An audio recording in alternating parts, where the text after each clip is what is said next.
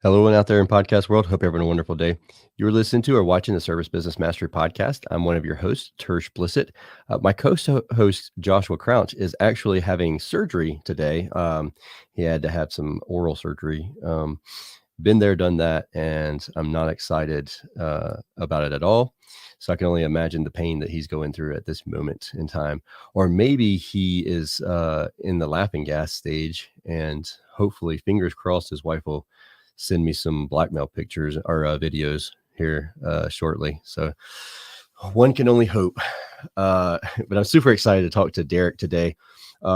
His company, he's in Florida. He's actually not very far from me. But his company is Climate Experts Air, Plumbing, and Electric. And we're going to talk about the struggles, the pains going through startups, and even an additional startup. So we actually did something kind of similar whenever we purchased our last company, where we basically fired all of our customers and started over again. And in 2020 did that. And so we're going to talk to Derek about a similar situation, maybe not firing customers, but we're going to talk about that. But before we get started with that, I'm super excited to announce that we have brought on a couple of new sponsors. If you're watching the show, and you can see it across the top of our screen, the Market Storm and Call Rail. Whenever this video or this podcast is actually being recorded, I'll cut and explain more about each of those. But great products, and we're super thankful for everybody who's partnered up with the podcast and to make these recordings possible. Definitely, we just did a recording with Justin and Noah from Upfrog, and I believe that episode actually is released this week, or it'll be released next week, and talked about things that we can do this year as we are slow during our slow, quote unquote, slow season, shoulder season, if that's I know that's a taboo word to say, but it was a lot of really great conversation we had at AHR Expo. If you haven't been to the AHR Expo, I vote that you should definitely check it out, because it's a massive, if you're in the air conditioning industry, there's so much information. I think I got a press release that there was like 48,000 attendees there, plus the vendors and everything. So it was a great group of people to learn and rub shoulders with. And we always look forward to going there and podcasting and recording in front of everybody on the stage. And then I went to HVAC School Symposium. Brian Orr, who's actually, some of you may not even know this, but Brian Orr is the reason that I got into podcasting. He's who taught me how to do it, and took me under his wings in 2017 to show me the ins and outs and the ropes of it. So a huge shout out to Brian Orr for making that this, what I didn't know was a dream, become a reality. But yeah, so that symposium is a group of very, very smart people hanging out together, and then they invited me. So that was cool of them. I appreciate it. So I'm super excited to talk to Derek. And if you are watching this live, don't hesitate to ask Derek questions on the things that he's gone through, and I will share similar situations. So this is going to be a good conversation of struggles we've had in business and ways that we've overcome it, and some of the things we might be working on overcoming. So I'm super excited, and let's get started with today's show. Are you looking for valuable business advice to reach that 7-figure revenue mark?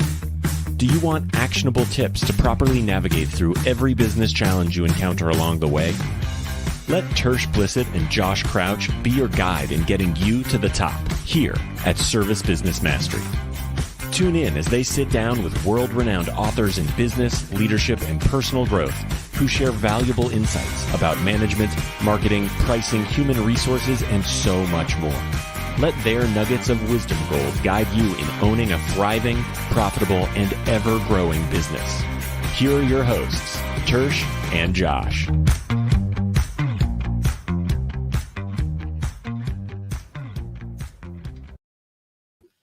Hey, man, welcome to the show.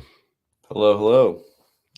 So for those who don't know you, Tell us a little bit about your background, your history, and what it is that your business does. For sure. So I grew up in a household where my dad's a general contractor. So, um, after I graduated high school, obviously I wanted to do the opposite of that. And I Yeah. went to the police academy. And Okay.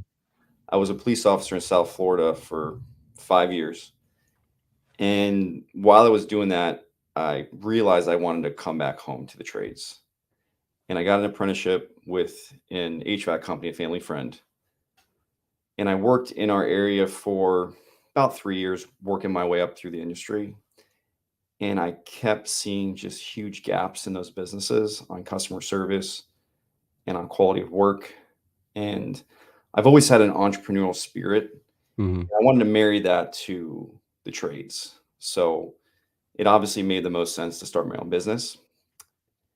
And where it began is I started in 2016, where I started a business, one truck, me and my dad, 50 Hmm. 50.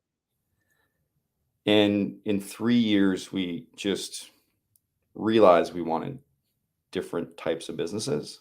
Yeah. We grew in different directions.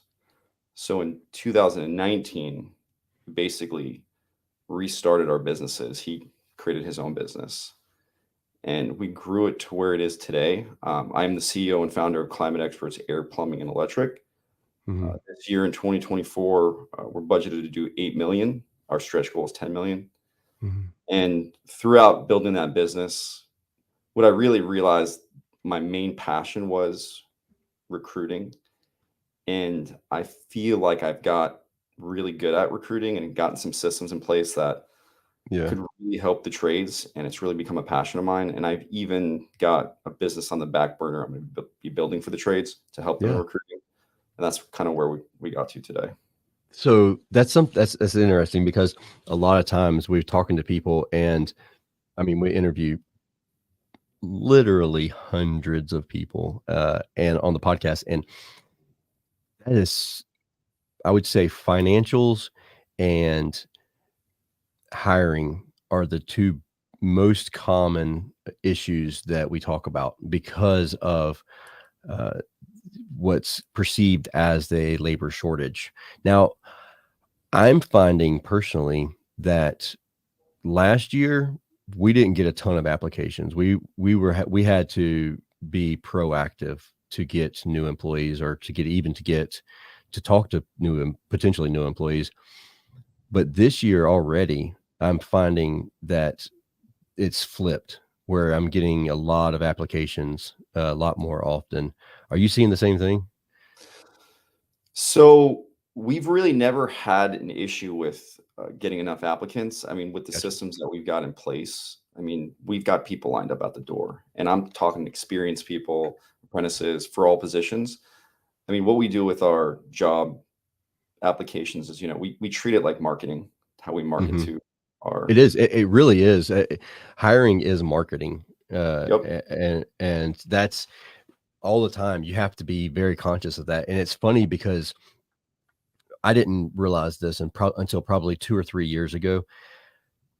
I was always told that, like, we do events, a lot of it, or we used to do a whole lot of events until 2020-ish, 2021, like, um, where we would have our team come and hang out, and we would like bring their families and everything else. And we would publish that. I mean, we posted on Facebook and social media and stuff like that. And we started having a lot of applicants who were like, I don't care where you put me. Just, I want to be on your team. Like it looks like fun. It looks like, sure, I understand there's stress involved, but I want to be on your team. And like, I literally had someone call me because he wasn't experienced, but he applied, and we do a Zoom call where we have multiple applicants come on the Zoom call at the same time. And we do a quick, like, interpersonal interview with them. Like it is not super in depth. It's just like 5 minutes each. But when I got finished with it, the guy was like, look, man, you do stuff so different. You do things like so far out of the box. And I first initially applied because of your social media and the people, like, just the culture that it appears that you have.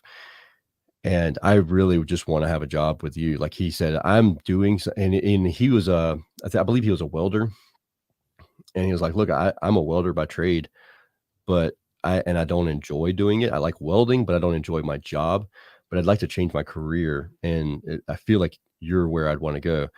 And so I'm like, hmm, maybe we're onto something here. Like, it's not a situation where it's like you only wait on applications, but you have to be very proactive to market your culture, as long as it's a good culture. Now, whenever the culture sucks, it's like you don't market that necessarily. But 100%. I mean, we do a hiring event every week, and you wouldn't think in this generation you get a lot of people that show up to that, but the room's packed, and we give giveaways. We have a whole PowerPoint. We have a questionnaire they fill out, and then we get them right into an interview. And it's usually a mass interview, but it's in person. yeah, I never thought something like that would work with today's technology. yep, And again, we have things with technology with recruiting that saves us a ton of time. We don't do Zoom interviews anymore because a lot of people just don't show up. So we do one-way video interviews, and they work really well. It's the hiring manager asking a series of 5 to 10 questions pre-recorded, uh-huh. and applicants could take that interview after work, anytime at a lunch break. And now we've got, a thread of all these video interviews we can watch, and we can And so qualify them.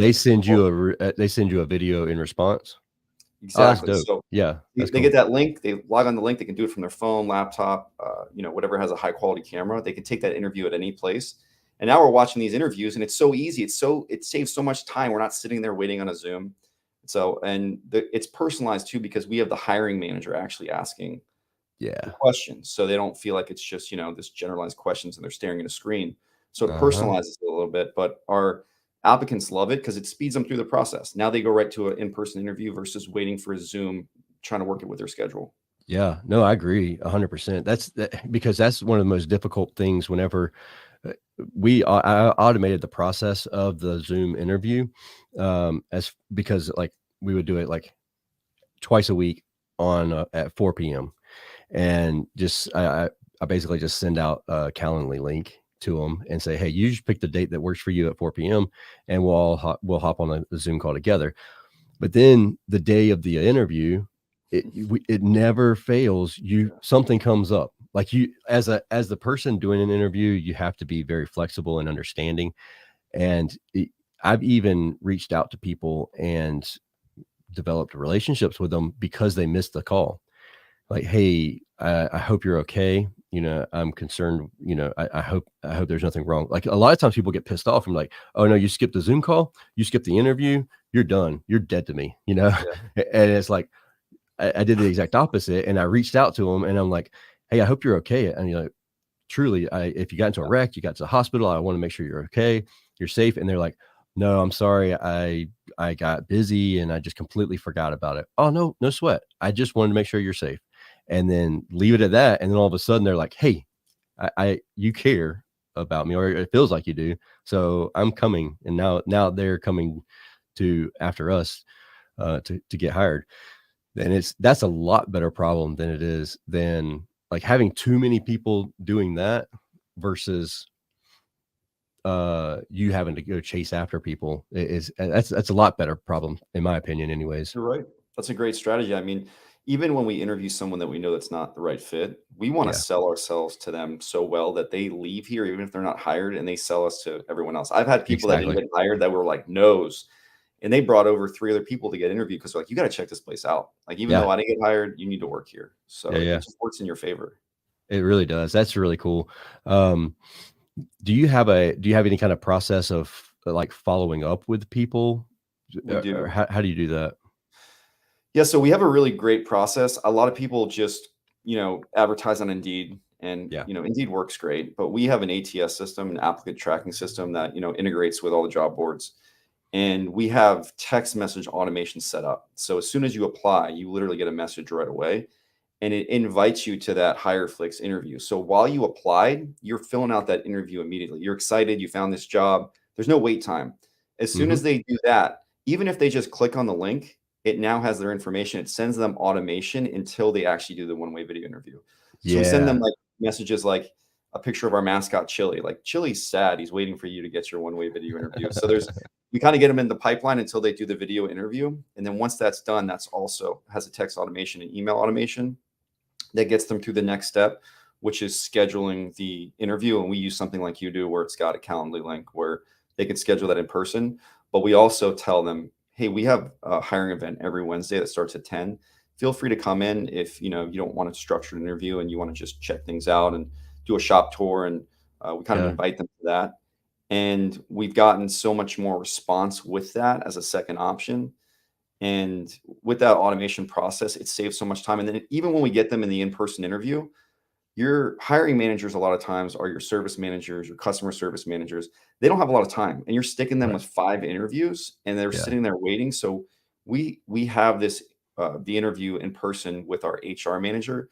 She has about 20 minutes of the interview, and she's just fielding out to see if they hit all the main things, because people do lie occasionally on their resume on things. So she weeds those out, and she only sends the ones that are good to the hiring manager, which is a service manager, whoever. And it saves so much time, and the system works so well that they're not sitting there on 5 interviews. They can do ride-alongs, they can do KPIs, they can do meetings, so it saves up time.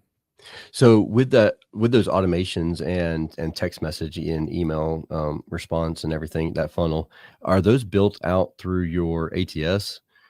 Or yeah, they are. They're built directly into our ATS system. And Okay. I've researched like 20 ATS systems, and there's pros and cons to them all. We have one now that we like pretty well. I used Jazz HR in the past, and it was okay. And now we're using Zoho, which is a little bit more complex for like developer style people like me. So I built it out really customized, and we have it set up. But it's through Twilio backend, and they have automations set up, and they even have a chat bot to communicate with applicants as they're on your careers page. So there's a lot of cool things with technology and AI that we're using with. Is it an AI chatbot, or is it do you have to like put in the information? You have to put in the information it's not full AI chatbot. I wish it was. That'd be nice. Yeah, that would be nice. So that's I mean, I didn't even know we were going to talk about this, but this is really cool. I didn't learn about an ATS system until probably, I don't know, 2 or 3 years ago. I've always tracked mine on like Excel forms and stuff. And that's just, you get to where you're like scrolling and scrolling and scrolling, like, wow, like that's a lot of applicants. Like this is not the best CRM for what I'm doing. Like I'm not following up on these people. Like it's very easy for me to just lose them in the minutia of running a business. And then, but I will say that that's better than the desk drawer filing system that I used to have, where it was just like, let's just slide this into the desk drawer. And, next time I need a person, because we're so slammed, I'm just going to open my desk drawer up and file through those things. That's what happens though, and no one tracks their turnover rate really. And it's like, they're looking at their P&L and they're like, okay, this is how much I spent on recruiting ads, but it also costs money with turnover, with people quitting and then having to hire and all the training. You're not budgeting that into your recruiting category of your P&L. So we track turnover, and we're on it with that, because we realize how much it costs the company when we have a turnover rate. So our retention rate here is extremely high. Like our turnover rate is below 5%, and we work really hard at that because we're really specific about who we hire. And we have our core values, our guiding principles, our vision statement, our mission statement. It's all on the wall. It's got cool pictures with it. We even have uniforms on the wall of what a Climate Experts employee looks like. So we know who we're looking for because of that. And I think what happens with a lot of companies is they look for someone that's got the experience, the resume looks good, and they're like, oh, you've been in a truck before and HVAC, you're hired. And they don't realize the damage that creates over time. Man, the toxicity that can bring into the culture and everything else. I mean, I've experienced that. I'm sure most of us have experienced that, where it's like, this guy's going to be great. Like he's got all this experience. He's worked at all these places, and you're like, oh, that should have been a sign. Like he's worked at 20 different places. Like, sure. Like he's been doing it for 25 years, but like he can't keep a job at one place for more than a year. Like that should really be a sign to you. But it, it's wild how quickly my mind will go to, oh, this guy's been in the industry, or this gal's been in the industry for 15 years. Yes, let's get them on the, like, why though, if you've been in the industry that long and you are applying all of a sudden? Is it because you see us and you want to join our team because of the culture? Now, that's one thing, but is it because you don't have a job? That's a whole different ball game. Like, if it's because you're laid off, like, uh-oh, we're gonna have to have a different little conversation there. 100%. I mean, we give personality tests and workplace analysis tests. We use criteria, Mhm. and we've tried disc profile and color code, and they're great. I like criteria a little bit better because it's got like work placement tests as well, so you can do Yeah. both personality tests and work placement. It's really about what questions you ask that candidate too, because most of us aren't professional recruiters, right? We've Right. been service techs, then we become managers, and we have no Yep. leadership training, and then now we're a recruiter, and then we're asking questions like, how long do you know how to braze, and do you know how to Yeah. run a tune-up? And it's like those Like, aren't the most show important me how questions you test a to ask. capacitor. Like, Yeah, exactly. And like, is that going to be the most important things you can ask? And I'm big into psychology. yeah, I yeah. love psychology. I mean, I was a cop, so Uh-huh. interrogating people, like that's my specialty. Like you could sit down with me and you could tell me lies, and I know what's really going on behind the scenes. And then you're going to start telling me things, and you're not going to know why you're telling me things because I know how to get people to talk. So Yeah. it is an area where it really interests me. So Mhm. I've really spent a ton of time on it, and the because at one point in our business, one of our biggest challenges was retention. I mean, like I said, I could tell you where we were at 2 years ago. Mhm. We were losing people all the time. Yeah. And they were good people that seemed like character fits. And really, what it came down to is I had to sit down with my leadership team and we had to put our heads together. And we're like, what is causing this to happen? Because from the outside, everything looked great and it wasn't anything obvious. And as we started to put our heads together, we realized that we didn't have a solid onboarding plan, which a lot of companies don't have. You just Yeah. throw them in a truck and like, we're Oh, gonna yeah, ride like, "Oh, you're you've gonna ride been here along for with a the best week? guy. You're Yeah, going." Like, we're right along with the best guy. And then after you're onboarded, what's the career progression path for that employee? And mhm. we have a career progression path for every single employee. Management, we know how much money they want to make.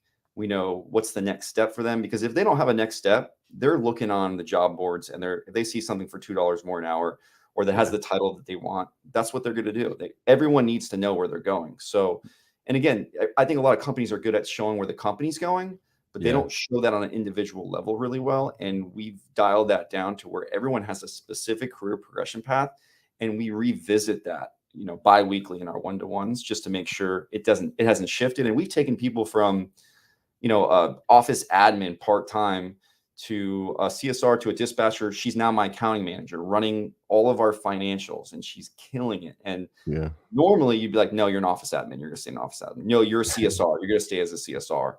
Yeah. And I think just the lack of realization of like this is an employee you spent a lot of money on training that has the perfect character fit for the business and you're just going to waste this person because you don't make an opportunity for them or you haven't figured out a way. So, what would you say to someone who, um, has that they had that career path kind of laid out for their employees, but the business isn't growing at the pace where that employee wants to grow. You know what I mean? Does that make sense? Where the technician wants, or say they're a install helper and they want to be the service manager at one point, like, but they're not getting to where they can even get out of an install truck to get into a service truck, or you know whatever, because the business isn't growing at that point. What what's your thoughts on something like that? So that's a common theme that you're going to see in businesses. Obviously, everyone wants to grow and they want title and they want money and they think Yeah. it's going to be grass is greener.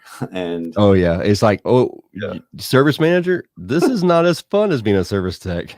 no, and they don't realize that, and I understand that. So I try to look at it from their perspective and understand the employee. So I don't take things personal. I always try to just ask more questions. So Yeah. I'll have we have these career progression meetings with them, and I'll find out what their goals are. And if their goals are to make a lot of money and spend more time with their family, I'll show them how service manager doesn't line up with that. Oh, If yeah. their goal Yeah. is to train and help develop employees and be more available, and they have the bandwidth to do that, and it's not about work-life balance and family time, yeah, maybe we can create a progression path for that. I might move them to a supervisor position. One Mhm. thing we do with career progression is, we have an apprentice, we have a junior tech, senior tech, lead tech, supervisor. So you can make these little mini levels, even though your business isn't at the size of just going from a tech to a service manager.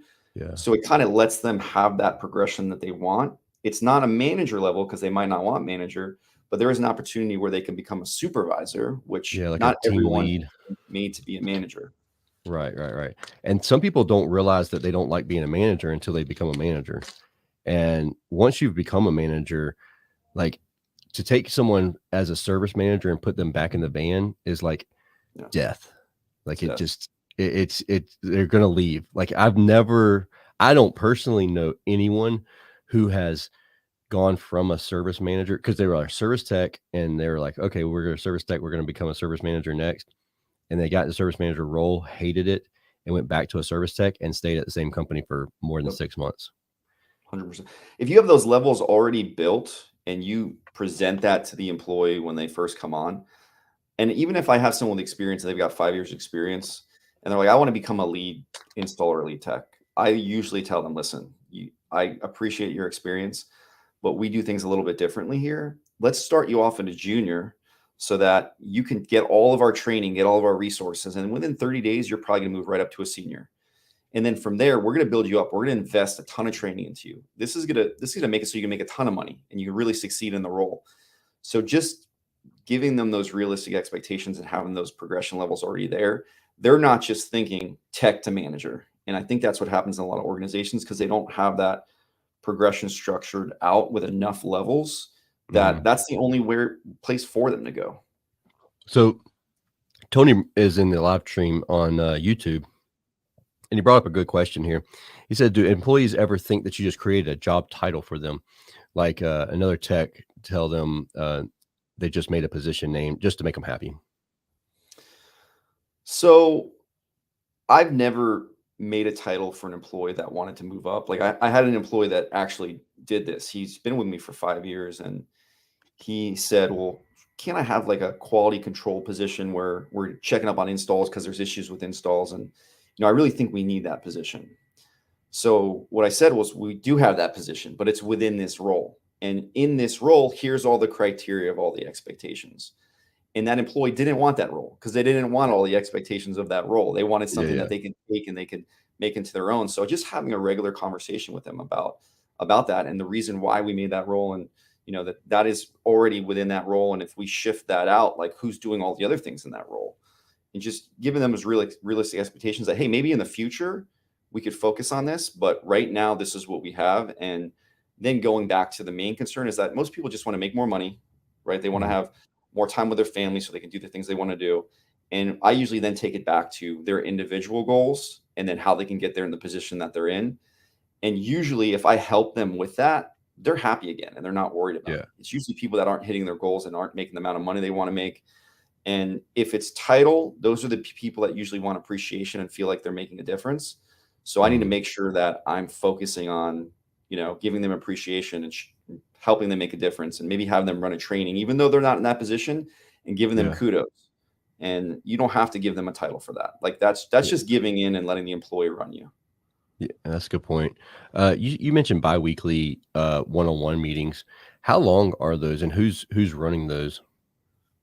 It's a great question. So our one-to-one, so we're a Nexstar contractor. So Hmm. we've been with Nexstar since 2019. Okay. And they have a one-to-one form that is great. We tried it and we love Nexstar. We probably follow 70% of what they teach. Yeah. We've altered it over the years, so it's a little bit more personalized to us. But those one-to-ones are typically 30 minutes to an hour. We do them bi-weekly. We used to do them every week, and we made them 15 to 20 minutes.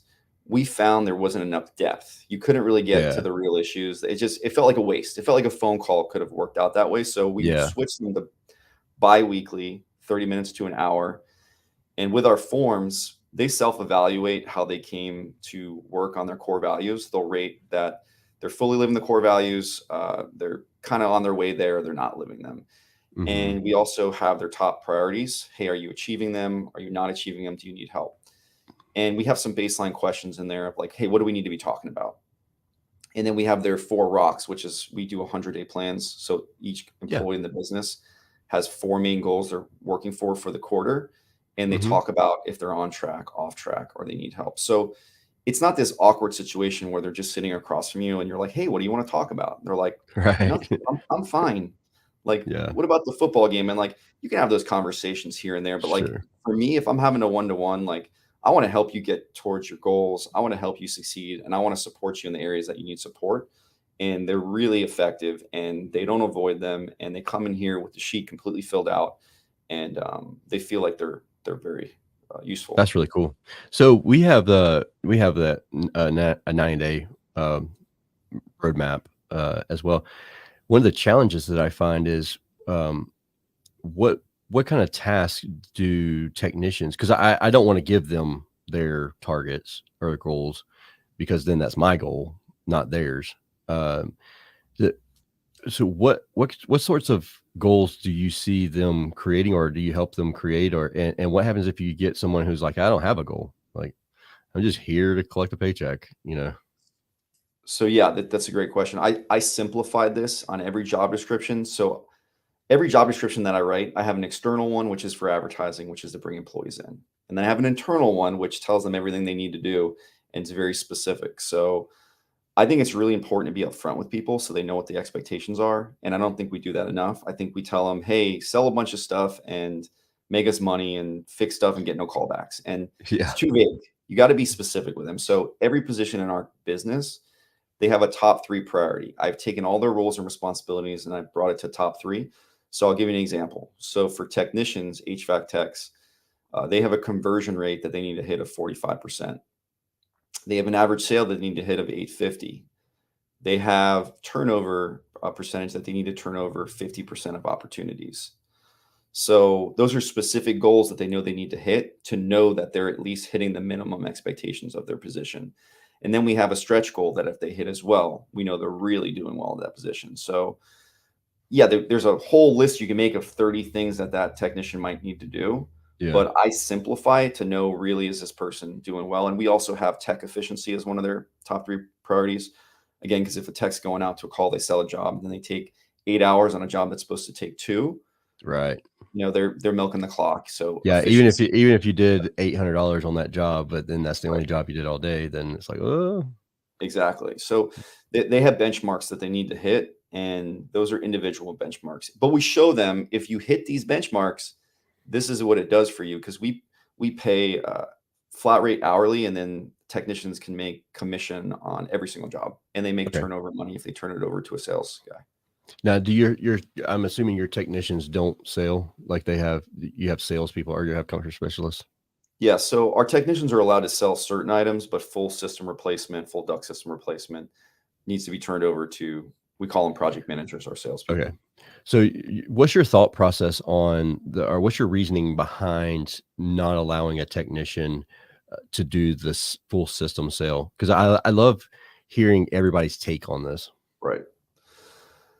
So I've been back and forth with this in the past, and I've tried Yeah. both. And I think everyone's tried like yeah, every option available. because techs always say, "Well, I just want to be able." Some of the techs, that want to go Yeah, into yeah. sales, think they want to go into sales. So what I found is when I did this, where I let techs sell, they're doing the full process on the service call or the maintenance call, and that's an hour and a half to 2 hours. And Yeah. by that point, they're already pretty burned out. Now they have Yeah. to put on the sales hat, and they're going to do the full process, and they're going to have to do a manual J to measure all the windows and do a heat load calculation.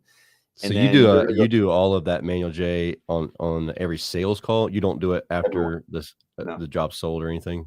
we do it on every call. That's what differentiates us because how are we going to know what size system to quote if we haven't done a manual J to make sure that it's sized properly? We also check the duct Yeah. system. So we check that to make sure that's sized properly because how's that going to feel to a homeowner if we come and we quote you, a 3-ton system, and then later we decide to tell you, oh, by the way, your duct system's undersized and you need to Yeah. replace that too. Why didn't you tell me that whenever I paid you $15,000? Now you're telling me it's Exactly. another $11,000?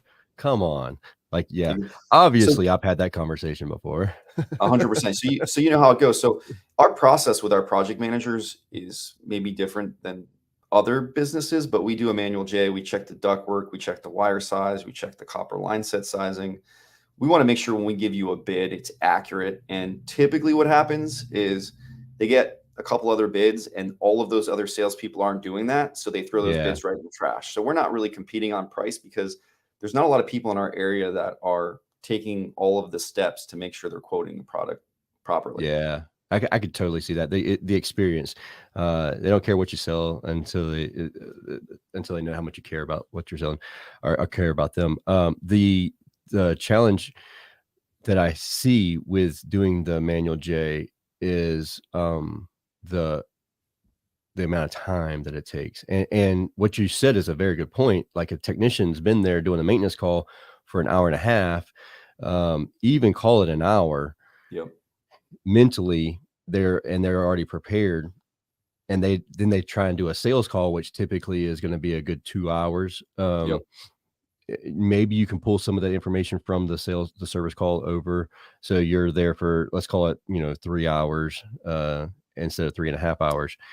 That's a long time to maybe not even get the sale, to even if you close 70% of your sales, which is a pretty good closing rate. And what I've also heard, not necessarily experienced as much with personally, but I know several other people who have said that they have found that a salesman or a project manager, the average ticket price is significantly more whenever somebody's on 100% commission, and they're going to provide all the options, and they're going to be educated on all the rebate programs, and they understand very well like how financing works and all the ins and outs, because that's their full-time job, versus a technician who is going to be paid whether they close the deal or not. Maybe they get a little extra bonus commission if they can sell a system versus doing just a service call. So they just want to get the system closed, and they don't care typically if it's a XV20 or an XR14. Right. I mean, if you think about it, think about your business with residential versus commercial versus how many services you provide, right? You want to specialize in one area and be the best at it. So if you're out there and you're really good at diagnosing and fixing and repairing, sure, you can learn some sales skills and you can get better at closing jobs. But if you're solely a salesperson and that's what you deal with every single day, you're going to get really good at that. So Yeah. And you're going to start seeing a lot of these business models. I know Ishmael Valdez was talking about some of his plumbers. He keeps the selling plumbers out there selling, and he has someone follow behind them and do the job. Yeah. And a lot of people try to have plumbers sell and install. And we honestly, we follow that model because we want the best sales guy on that next sales call. We don't want to waste their time installing a water heater for 6 hours when we can have him out there for another sales call. So it's the same thing with my techs. I want him to diagnose. I want him to turn it over really well and then get to another one and do the same thing. If I'm having him on that sales call and his close rate's not as good as a full salesperson, I'm wasting him on that opportunity. Yeah. No, I agree 100%.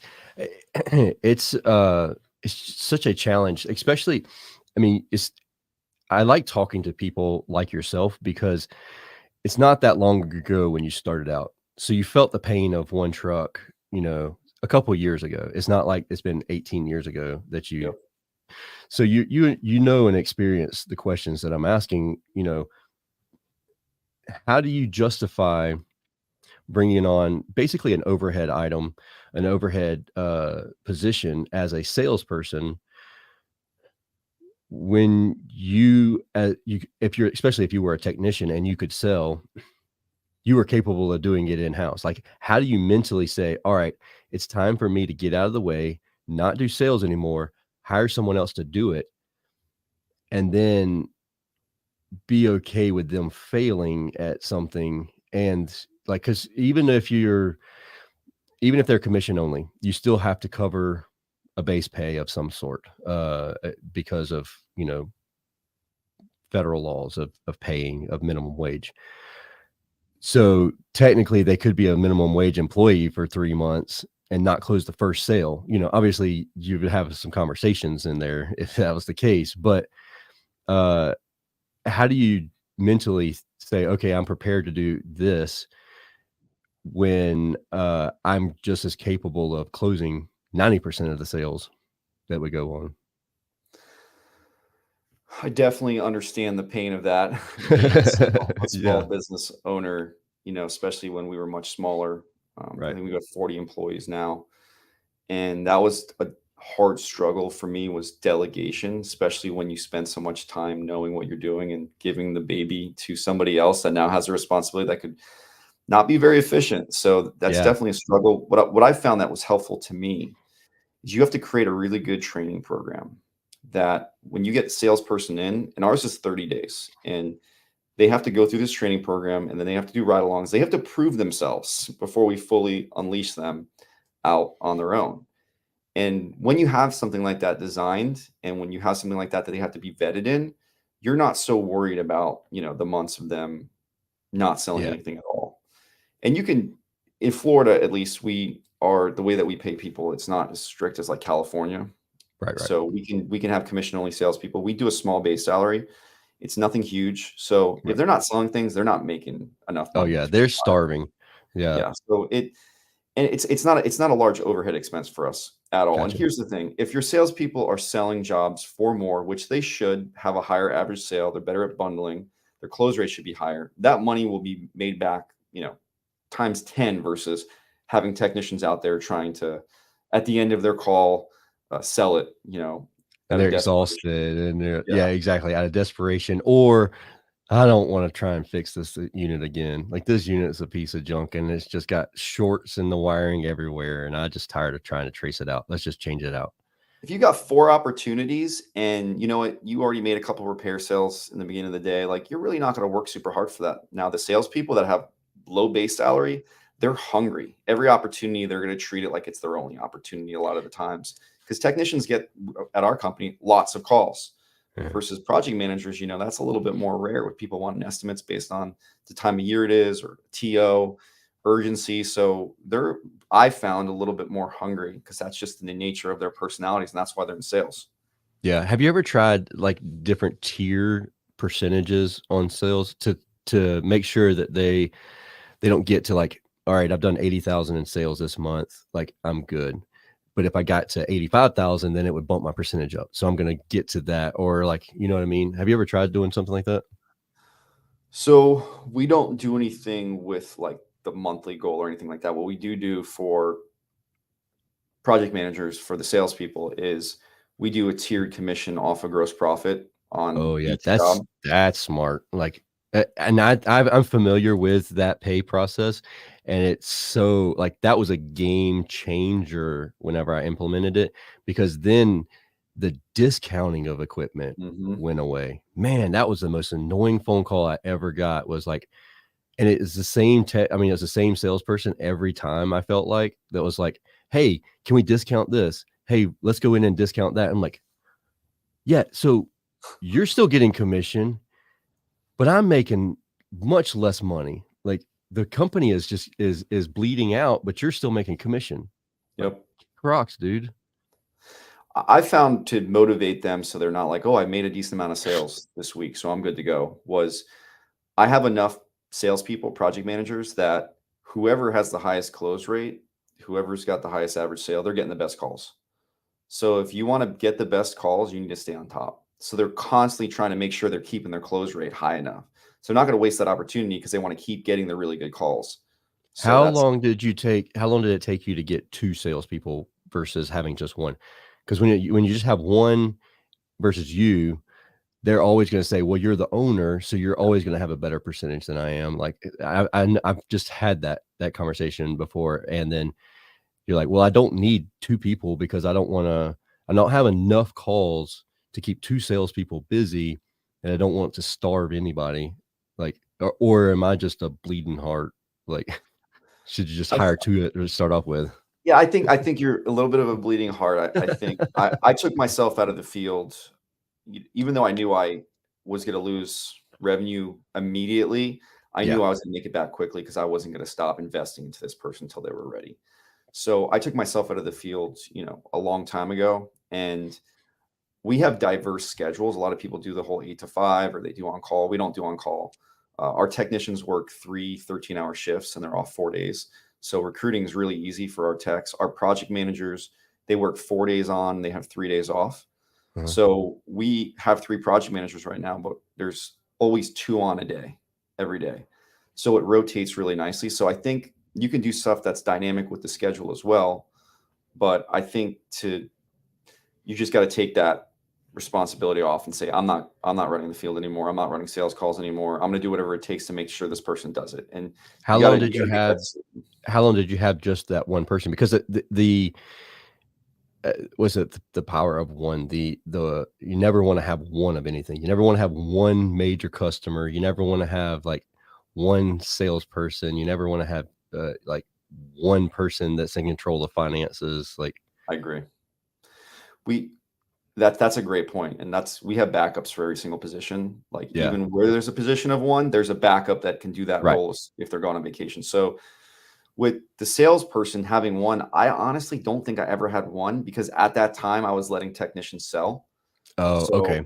I didn't ever want to be reliant on this one person that was like a magician, and they were running the business basically because we were so reliant on them. I've never been the type, because that's what an owner is, right? And that's why when you're gone, your business fails. And I always made sure I had backups. And when I didn't have enough project managers or somebody quit, my technicians were good enough that they could sell if they had to. They knew the process. It just wasn't ideal. So in an ideal situation, it's just project managers selling full replacement. Yeah. Derek, I feel like I could talk to you for days. Like you've experienced a lot of the same things I've experienced, and many of our listeners have experienced. But I do want to be mindful of your time, and I really do appreciate you coming and hanging out and sharing your experience with us. And I'm super thankful for Nexstar for connecting us. And because I just happened to be at the Nexstar event because I happened to be in Phoenix whenever it was going on last year. And I'm excited to come to the next event too. So it's a wonderful. I think it's in Orlando this year. Is that correct? Yeah, it's right down the street. It's about an hour from us. So yeah. We'll be there. So it's right down the street from you. It's about 4 hours for me, but still worth the drive to go south. But yeah, super thankful for you hanging out with us. If anybody wants to connect with you, could that be possible? Could they connect? Do you have like a LinkedIn or something? Yeah, 100%. I have a LinkedIn. Also, they could always email me. It's just Derek@climateexperts.com. So DEREK@climateexperts.com. If you want to connect directly with me, or LinkedIn, if you search my name, you can find me on there. Cool, man. I really do. I appreciate you hanging out with us. And anybody that has any questions, don't hesitate to reach out to Derek or myself. Until we talk again next week. I hope you have a wonderful and safe week. We'll see you later. Appreciate it.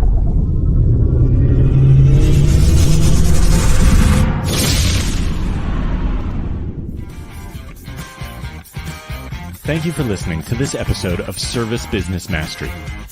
Now that you are equipped with essential business advice from this impactful conversation, you are one step closer to becoming the successful owner of your dreams. If this episode has been helpful to your business journey, don't forget to subscribe to the show, leave a rating, and share it with other owners as well. Visit servicebusinessmastery.com to learn more.